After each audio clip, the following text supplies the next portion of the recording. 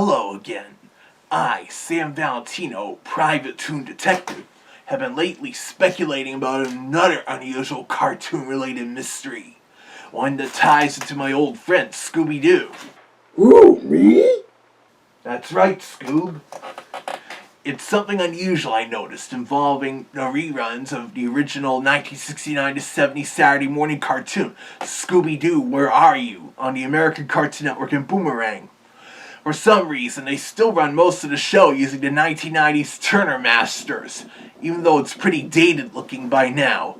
But let me start at the beginning, sort of.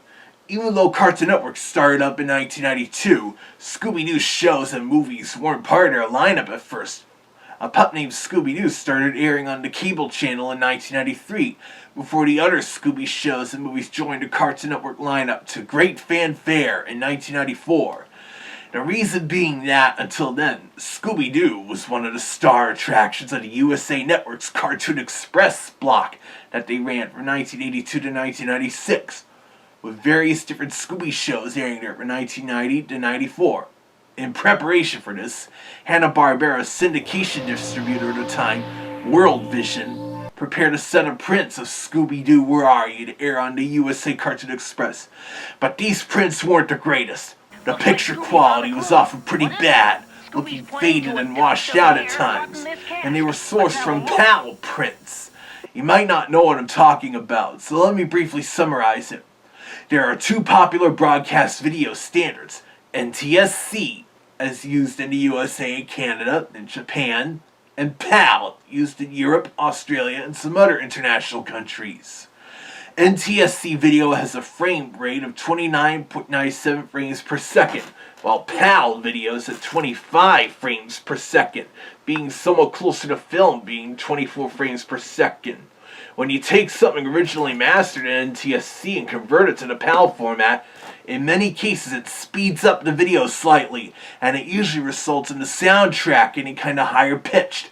This is how Cartoon Network and Boomerang used to air several Looney Tunes, especially anything involving Pip and the Pew, as that had something to do with him being a European skunk.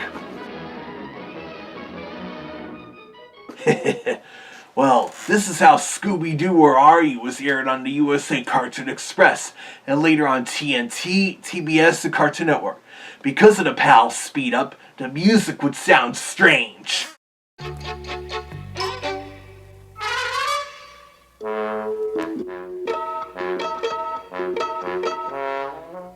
And a few of the characters would sound like they inhaled helium.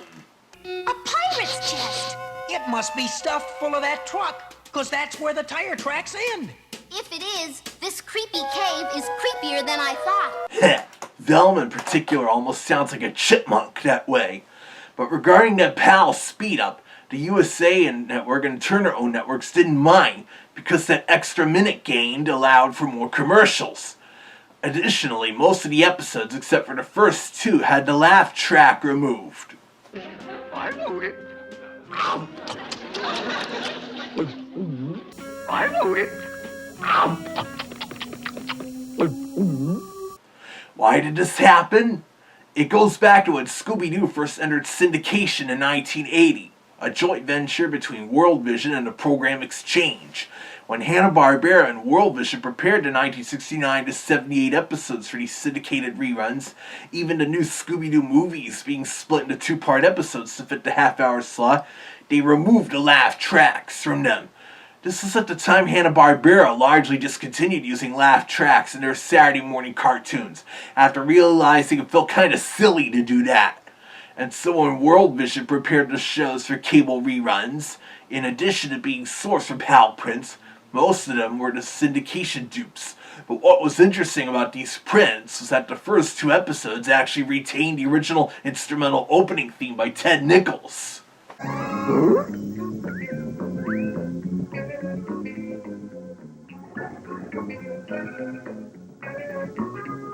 For a long time, reruns of the show on Saturday mornings from 1970 to 79 and in syndication throughout the 1980s replaced that instrumental theme with the familiar vocal version on those two episodes.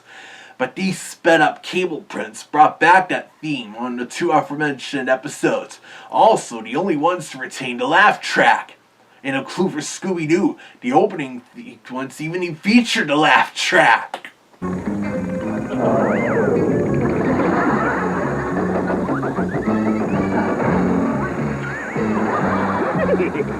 Pretty unusual, huh?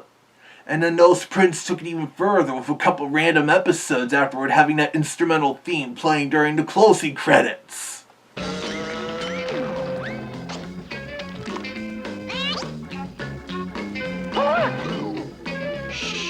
Huh?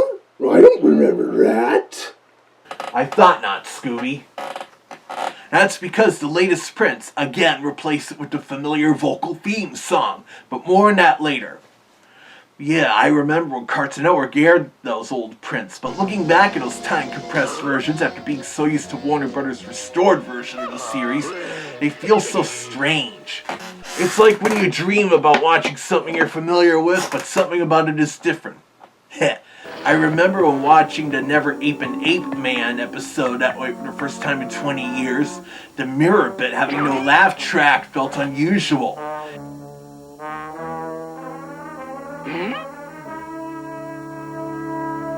It reminded me of the time me and a friend practiced the mirror routine, both of us wearing our similar latex Scooby-Doo masks.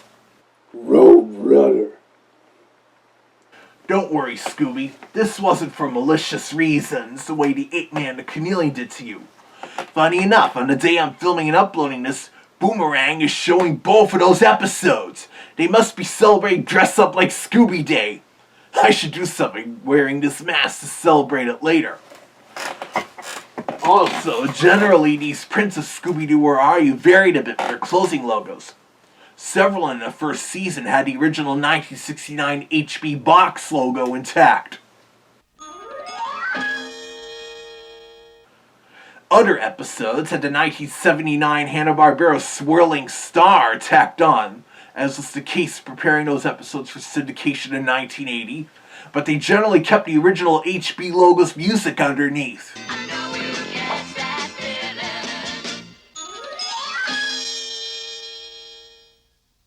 Sometimes that version of the logo would even end up on a few other Hanna-Barbera reruns being syndicated somewhere in the 1990s, like a few episodes of Josie and the Pussycats, and some reruns of Casper's First Christmas, Top Cat and the Beverly Hills Cats, even if those prints were NTSC speed. Strangely enough, on the aforementioned Never Ape and Ape Man episode, the swirling star logo has its standard 1979 music at normal speed. Also, according to user Space Hunter M, the TBS reruns of the Season 2 premiere, Nowhere to Hide, had the comedy variant of the 1994 Hanna-Barbera All-Stars logo class for the old one. At least that bit kinda better than what was used in the next part of my vlog. After years of Turner using those faded PAL speed-up prints on their network, in 1996, Turner remastered the show for international airings and home video, making their North American debut on these classic Scooby-Doo video cassettes, released by Cartoon Network and Turner Home Entertainment. These were brought back down to NTSC speed, and most episodes had the laugh track reinstated.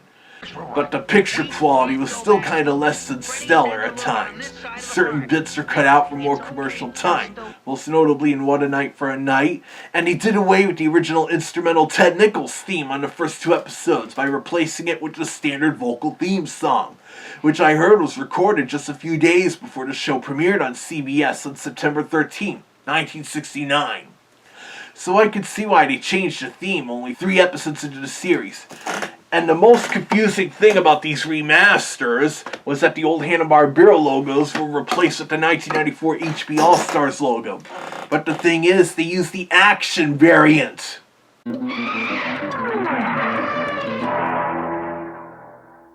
I don't know what they were thinking there. Maybe someone at Turner mistakenly thought Scooby-Doo Where Are You was a more serious action-adventure series akin to Johnny Quest or something, as indeed there was a bit of a Johnny Quest influence in Scooby-Doo, but not that much. And it may be what led to Warner Brothers Animation also making Scooby-Doo into a more realistic and serious action-adventure franchise with some of their TV shows and direct-to-video movies, but they barely do that anymore. Well, with a few rare exceptions. A few others online speculated it could be because of Johnny Quest at the end of that logo wearing a white karate outfit, lifted from the 1993 TV movie Johnny's Golden Quest, making his upper half look kind of similar to Fred Jones from Scooby-Doo. So maybe someone at Turner was mistaken. But the weird thing is, the aforementioned Never Ape an Ape Man episode had this weird audio mix-up with the Aunt Hanna-Barbera closing logo.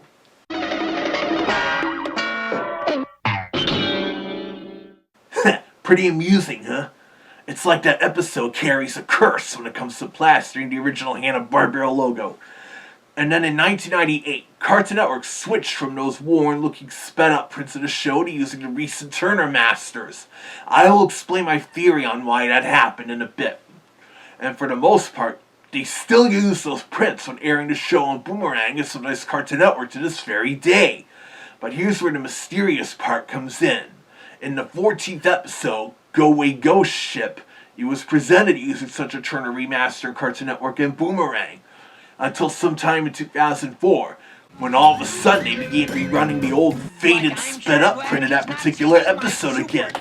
And they still run Go Away Ghost Ship like that to this day. The clips you're seeing I recorded off a Cartoon Network rerun on May 5th, 2025. This means it's been over 20 years since that change happened. I mean, it's one thing the rest of the show is still the fairly murky-looking mid-90s Turner Masters, but the fact that one of the episodes is still airing in that older, higher-pitched PAL print with no laugh track really boggles the mind. It painfully sticks out like a sore thumb when airing on Cartoon Network and Boomerang's high-definition feeds, even more so than the rest of the episodes. This episode even still has the original Hanna-Barbera logo at the end.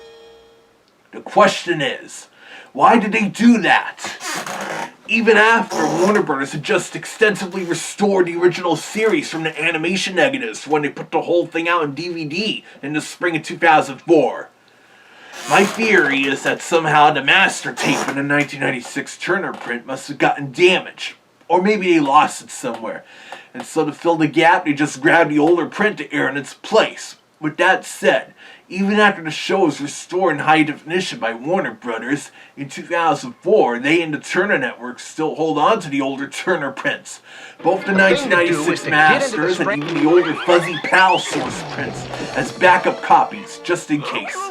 I remember when promoting and planning to launch the Boomerang streaming app in spring 2007, they used clips from both kinds of print sources.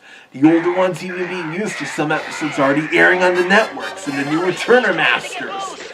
Like this clip from A Gaggle of Galloping Ghosts. Fortunately, due to the outcry from fans over the promotional material showing old TV prints of the cartoons they were going to stream, when Boomerang actually launched its premium streaming service in April 2017, to the pleasant surprise of everyone, they used the high-quality restored versions of whatever material is already available that way, like several Looney Tunes and MGM cartoons and certain Hanna-Barbera programming, including, of course, Scooby-Doo Where Are You? They sure dodged a bullet there. But it still really surprises me that the American Boomerang and Cartoon Network channels don't do so, still airing those older masters, including of course that crummy looking print of Go Away Ghost Ship in the United States. The 2004 HD restoration of the series made its television debut on MeTV Toons in June 2024, a little over 20 years after they were released on DVD. But here's my theory on why Cartoon Network updated their print of Scooby-Doo Where Are You in 1998. When Warner Brothers Animation had just merged with Hanna-Barbera and they were starting production on the direct-to-video movie Scooby-Doo on Zombie Island, during casting initial voice recording, voice director Chris Zimmerman thought Frank Welker's Fred voice had deepened after he last voiced the character for a Scooby series in 1984. But Frank explained that was how his Fred always sounded since 1969, that same register. But the Warner Brothers crew and executives are still unsure. So Frank played a videotape of one of the older Scooby episodes that was apparently the original speed and pitch, and they saw he was right. Warner Brothers Animation wondered why Fred sounded so high-pitched in the Scooby-Doo Where We Are You reruns of Cartoon Network at the time. And they quickly found out it was because those episodes were sped up by 4% due to the PAL conversion, hence characters sounding like they were still on helium. I'm a female. I have a high voice. I have reproductive organs inside of me, and I buy groceries. Right, rich voices. Yeah, to some it can be funny, but Warner Bros. And Cartoon Network didn't think so afterwards. Until after Frank Welker pointed out that sometime in the summer or early fall of 1998, they switched to using the 1996 Turner remaster of the show and rerunning the series. And this also carried over to Boomerang when they launched in 2000. And for the most part, the show still airs that way in those networks, except for Go Away Ghost Ship having reverted back to the older sped-up cable print with no laugh track around 2004. They never explain why that happened, but of course that stuff doesn't need to go public, which is why I'm sure something happened to their master, the 1996 Turner version. That's still used on overseas Boomerang airings, though, as their copies are indeed converted to PAL, are still in use there. Unless they decide to upgrade to the WB restorations, of course. And I don't know if I'd be able to solve this mystery. Or that meddling dog, for that matter. Frog? Where? Heh, that old bit of his. But as I keep finding out more updates and mysteries in the toon world, you should keep watching this channel to see them.